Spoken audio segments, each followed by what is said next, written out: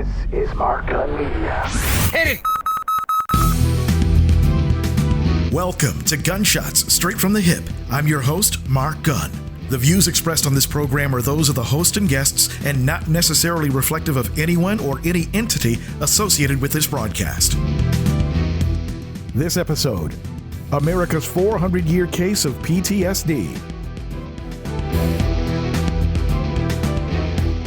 January 6, 2021 will forever be remembered as the day that some Americans committed treason, as thousands of Donald Trump supporters, QAnon conspiracy theorists, and white supremacist groups stormed the U.S. Capitol in an effort to overturn a duly confirmed national election. Flash forward several weeks later, and as more arrests are being made, more stories are starting to come out about the trauma that those who were under attack went through. Earlier this week, Congresswoman Alexandria Ocasio Cortez shared her experience. But the story doesn't end. It's a Capitol police officer. There was no partner, was not yelling, Capitol Police, etc., etc. But then it didn't feel right, because he was looking at me with a tremendous amount of anger and hostility. And things weren't adding up. Like, there was no partner there. At first, in my brain and in my mind, I'm thinking, okay, I just came from this super intense experience just now. Maybe I'm reading into this, right? Like, maybe I'm projecting like something onto him that like, maybe I'm just seeing anger, but maybe he's not trying to be angry. But I talked to G, my legislative director, after the fact, and he said, no, I didn't know if he was there to help us or hurt us either. For Cortez, the attack was especially problematic because it triggered another trauma from earlier in her life. I'm a survivor of sexual assault. And I haven't told many people that in my life. But when we go through trauma compounds on each other. She goes on to talk about the steps she took in order to protect herself. I hide back in the bathroom behind the door. And then I just start to hear these yells of, where is she? Where is she? And I just thought to myself, they got inside. It felt like my brain was able to have so many thoughts in that moment, between these screams and these yells of, where is she? Where is she? And so I go down and I thought I was going to die. As it turns out, she ended up hiding in Congresswoman Katie Porter's office. If you've ever seen Congresswoman Porter work, she is as tough as nails and takes no from anyone. And this case was no exception. First, she saw me, and we waved. I went into my office, and a couple seconds later, she knocked and she said, could we come in? And I said, of course. And she began to, her staffer was trying to describe what had happened. And Alex is really usually like unfailingly polite and very personable. And she wasn't even really talking to me. She was opening up doors. And I was like, can I help you? Like, what are you looking for? And she said, I'm looking for where I'm going to hide. And the thing that will always stay with me, the two memories that really, especially as a mom, I think were just really powerful for me, was when she said, I was saying, well, don't worry, I'm a mom, I'm calm, I've got everything here we need. We could live for like a month in this office. And she said, I just hope I get to be a mom. I hope I don't die today. Porter continues. She was wearing heels. And I remember her saying to me, I was wearing flats. And I remember her saying to me, I knew I shouldn't have worn heels. How am I going to run? And we went and we found her a pair of sneakers to wear from one of my staffers, so that she could run if she needed to literally run for her life. One of the biggest issues in dealing with a trauma like this is the unknown.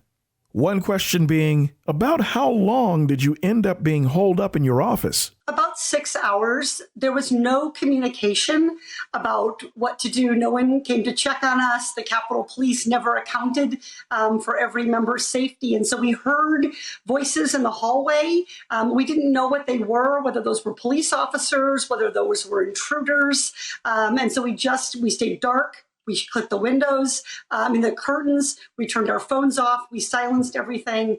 And we just sat, as still and as quiet as we could be in the hope that they would just run on by. There was a severe lack of communication on the part of the Capitol Police, and it was dumb luck that Congresswoman Ocasio Cortez ended up in Katie Porter's office. When they evacuated the Cannon office building, they did not provide anywhere or any direction for those members to go shelter. They told them that there was a bomb threat, that they needed to immediately evacuate their offices, but they didn't tell them where they could go to be safe. And so in addition to sheltering Alexandria, we also had a staffer, a friend of mine's chief, who had been thrown out of their office in Cannon and didn't know where they could go to be safe. And so we obviously let her come in too. We were willing to let anyone come hide there with us to keep them safe. But the lack of any safe place when they evacuated these people was really a problem. In the weeks that followed the attack, it's been revealed that there may be several Republican congressmen and women that were directly involved in the insurrection. And to add insult to injury, you've got those that were siding with Donald Trump into pushing the big lie that the election was stolen that are telling Cortez and other Democrats, just get over it. Now that's like telling a rape victim to just forget about it and move on. Anyone that knows anything about mental health will tell you that there are mental scars that these congressmen and women and Capitol Police and everybody that was at the building that day will have to deal with. And part of the healing process is holding those that were responsible for the attack accountable. Donald Trump, Ted Cruz, and any other Republican that participated in, like I said before, the big lie, which is why Trump is going to be tried on his second impeachment. However, you've got a bunch of Republican cowards that are pushing back, trying to claim that it's unconstitutional to try a president once he's left office. It's been done before.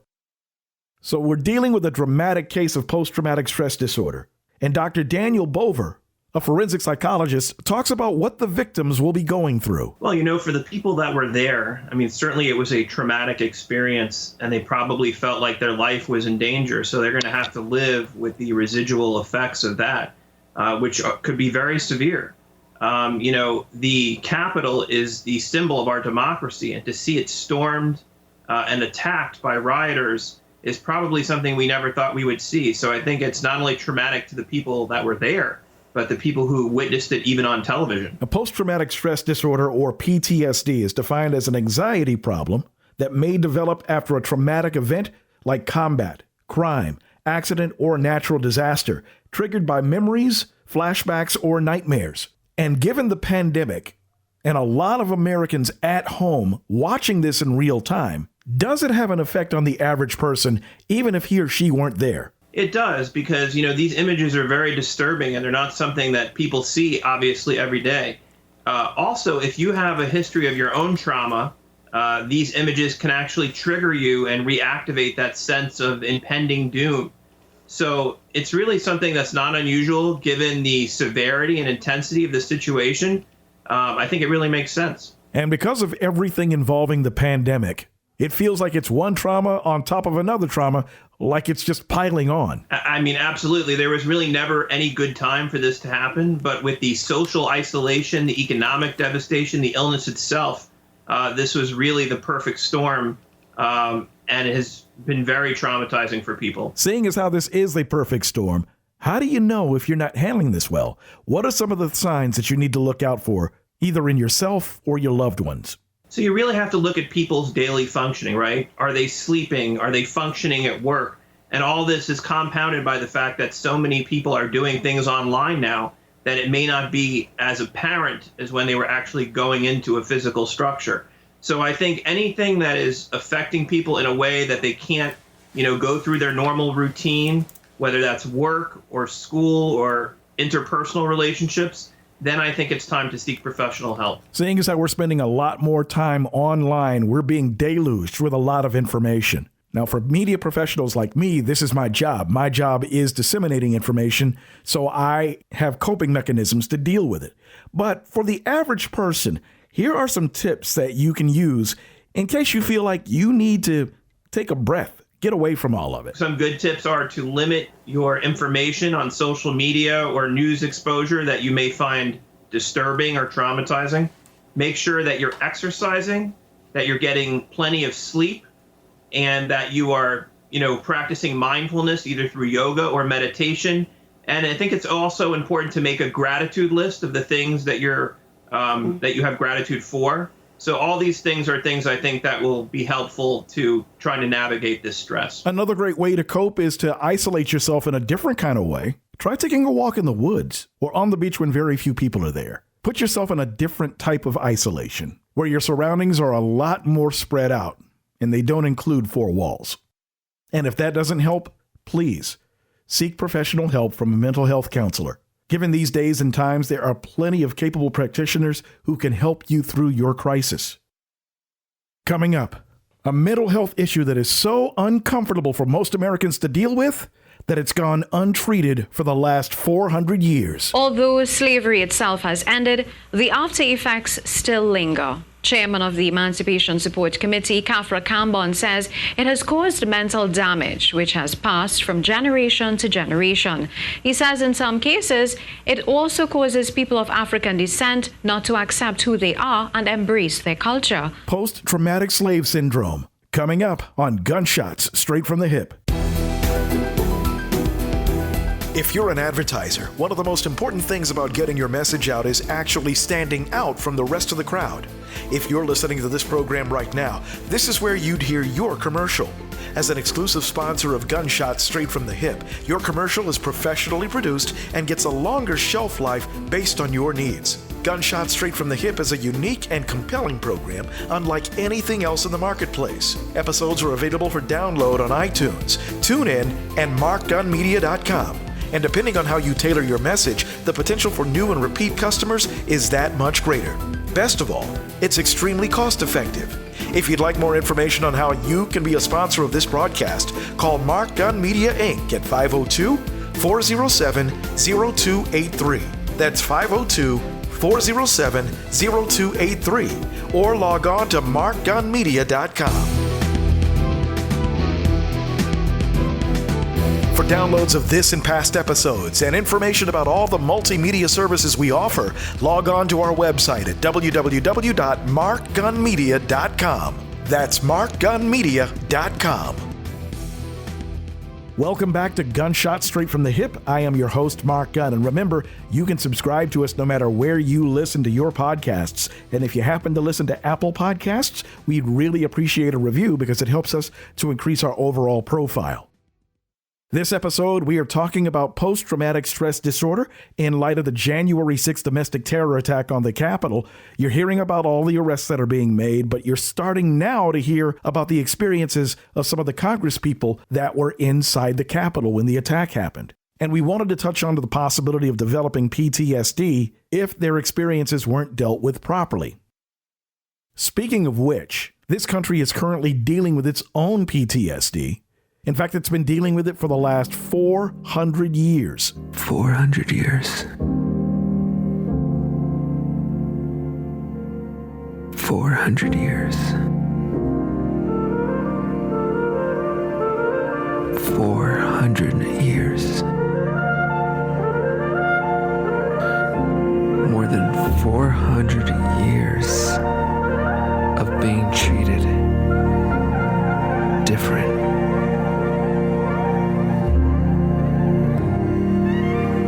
From slavery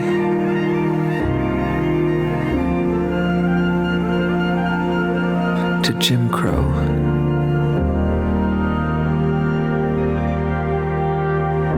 to Emmett Till,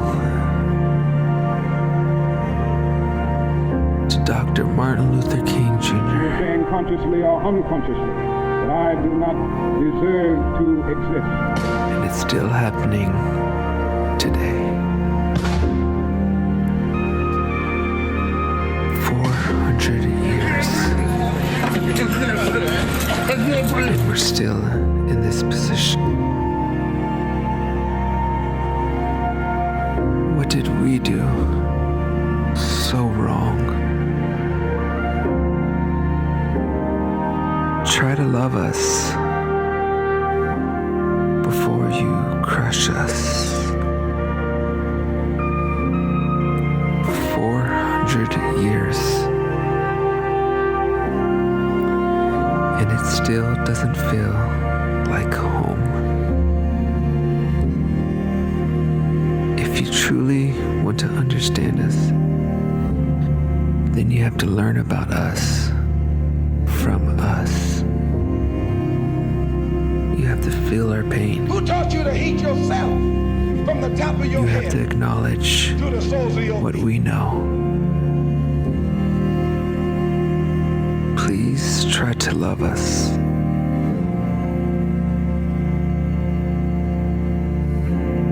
Because if you don't, we'll never grow as one. Open your heart. Because we can't take another 400 years. Post-traumatic slavery syndrome. And the one thing that I am so sick and tired of hearing white people say is get over it. No It matter. was so long ago. No matter when or what the occasion, they can't stop talking about slavery. And largely in a context of, hey, you know what? It isn't settled yet. Hey, you know what? We haven't fixed it yet. I mean, that's their starting point. And I think that's a no-win situation for us because we've made great strides. This country has made phenomenal strides since then. Imagine that your wife has an affair, but you and your wife get together and you decide that you're going to forgive her. You're going to look past it for the sake of the marriage and your kids, and you move forward. He said, okay. Now imagine, sir, every argument you have, you continue to remind her that she's to blame for everything because she's the one that had the affair. I said, your relationship doesn't have a prayer if you can't let it go. If all you can do is continue to remind her what you've already forgiven her for, then the days of your relationship are over. And the grievance industry they don't want solutions. They want to be able to do just that, no matter what progress, no matter what agreements, no matter what. They don't want to acknowledge that anything has been done. And that's how I hear the Obamas. Well, it wasn't so long ago that you couldn't hear from actual slaves after slavery ended. Tell you the truth, when I think of it today, I don't know how I'm living. I remember that just as well look like to me, I can. Been slaves all our lives, and mother was a slave, sister was a slave, father was a slave. They know nothing about reading right there. All that I know, they teach you to mind your master and your missus. And it wasn't so long ago that the lasting effects of 400 years of trauma still affect America's black population. Last year, I had a chance to visit the Roots 101 African American Museum here in Louisville, Kentucky, where I had one of the most profound experiences in my entire life. All right, so these chains that I'm picking up, these are 400 years old from Ghana. Hand restraints, neck restraints. Wow.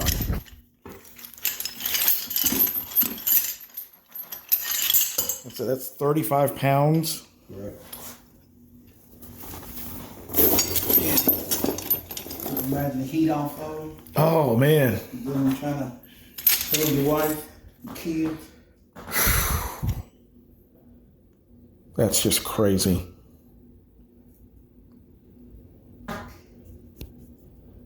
You know, and I'm holding these for the second time, and my heart is still beating out of my chest. It's like I don't know. There's a connection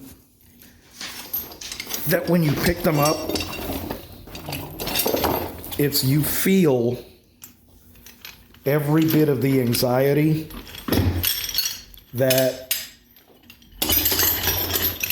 your ancestor felt when they were put on him or her? And just think they didn't know where they were going. And they didn't know what these chains were, where they were going, why they were being put on.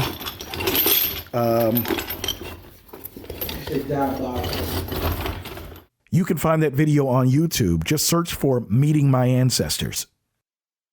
Seeing that video again had an even more profound effect on me because I recently got the results from an ancestral DNA test, and it turns out that I am from the region of Africa where those chains came from.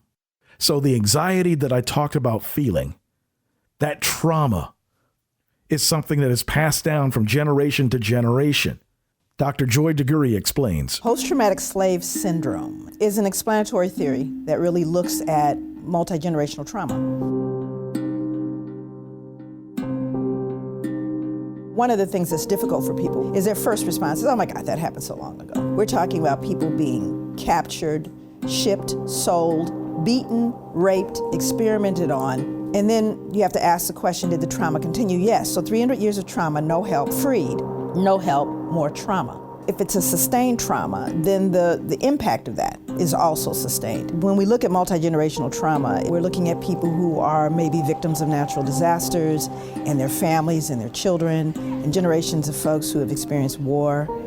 And we know that there are residual mental, emotional, traumatic impact. And what I did was I started to look at the African American experience, starting with slavery, as a real clear, long enduring trauma. So I started to see that there were clear connections between that survival behavior and contemporary living in African American experience. I started to see common behaviors that I took for granted as, well, cultural. There's adaptive behaviors, survival behaviors. Well, what are they? Let's just say 2019, you have a black mother and a white mother. The sons go to school together. They find themselves at a meeting. The black mother leans over to the white mother and says, I just wanted to mention to you that I noticed that your son is really doing quite well. And the white mother's response is, oh, thank you. She begins to go on and on about he won the science fair, his uncle's an astronaut. She's just oozing. She realizes the black mother's son is actually excelling her son. And she says, well, wait a minute. Your son's the one that's really coming along. And the black mother responds, oh my God, he's a handful, but oh, he just works my nerves. Now, when I'm working with African American people, it doesn't matter what the audience is. It doesn't matter what class. If I were to ask, is she very proud while she's saying those denigrating things? And everybody laughs and goes, of course. There's a secret. Because everybody black knows that even though the black mother is going, oh my God, she's really proud. So now let's roll that scene back 300 years. And let's say this black mother is working in the fields and a white slave owner comes through and says, wow, that boy is really coming along. What is she gonna say? No, he's not.